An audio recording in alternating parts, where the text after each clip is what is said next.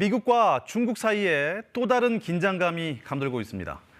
이번엔 다름 아닌 풍선 때문인데요. 글로벌 ET에서 이 풍선 자세히 알아보겠습니다. 홍서우 기자, 북미 대륙 상공에서 또다시 미확인 비행 물체가 발견됐다고 합니다. UFO입니까? 네, 찾아보니까요. 현지 시각으로 12일 미국과 캐나다 국경에 있는 휴로노 상공에서 추가로 발견이 됐습니다. 10일엔 미국 알래스카, 11일에는 캐나다 유콘에서 사흘 연속 격추 소식이 이제 전해지고 있는데요. 지난 4일에는 중국 정찰용으로 의심되는 중국 풍선이 미국 본토를 가로지른 이후 일주일 사이 4차례나 비슷한 일이 반복된 겁니다. 북미 대륙에서 잇따라 발견된 미확인 비행체는 대부분 미 공군 F-22 랩터 스텔스 전투기가 출격해 제거했는데요. 격추된 물체가 풍선인지 어느 곳에서 날아왔는지는 아직 불분명합니다. It appears to be a small cylindrical object and smaller than the one that was downed off the coast of North Carolina. 이 답변으로는 일주일 전에 격추된 것과는 좀 다른 것 같다, 이런 내용인가요? 네, 캐나다도 미국도 중국 개입 여부에 대해서는 아직 신중한 입장인데요. 외신들은 정찰 풍선의 연장선으로 보고 있습니다. 미국이 자국 영공에서 풍선을 최초로 탐지한 건 지난달 28일인데요. 일주일가량 지켜보다 풍선을 보낸 배후에 중국 인민해방군이 있다며 격추했습니다.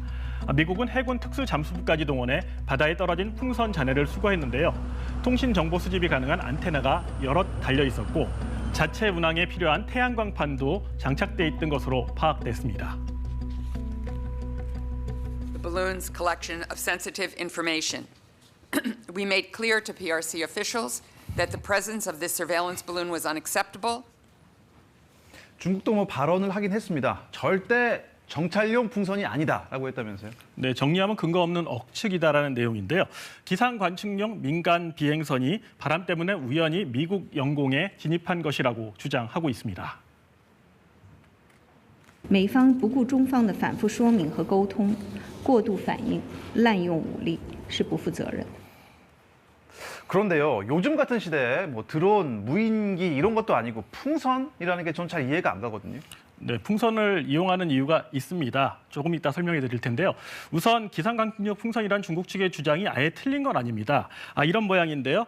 한국을 포함해서 세계 여러 나라가 기상 관측을 위해 매일 띄우고 있습니다. 그런데 미국에서 격추된 풍선 크기를 한번 볼까요? 한 60m 정도 되는데요. 뉴욕에 있는 자유의 여신상과 비교해도 꿀리지 않는 거대한 크기입니다. 엄청 크네요. 예, 기상 관측력엔 없는 이런 여러 장비들도 달려 있고요. 정찰용 풍선은 과거 특히 냉전 때 군사 목적으로 많이 활용됐는데요. 지금도 풍선을 띄우는 가장 큰 이유는 높이 날기 때문입니다. 고도가 통상 여객기가 12km 정도고요. 전투기는 20km 정도인데 정찰 풍선은 그 2배인 48km까지 날 수 있습니다. 그만큼 넓은 범위를 정찰할 수 있다는 뜻인데요. 일반 전투기로는 접근이 힘든 높이에서 쌍발 엔진을 단 미 공군의 F-22E가 대당 5억 원이 넘는 사이드와인더 미사일을 쏴서 격추를 시켰습니다. You can see the horizon over 300 miles away, which is something you really can't do from an aircraft. Now, you can do that from a satellite, but a satellite is pretty expensive to get up there. 은근히 탐지나 식별도 쉽지 않은데요.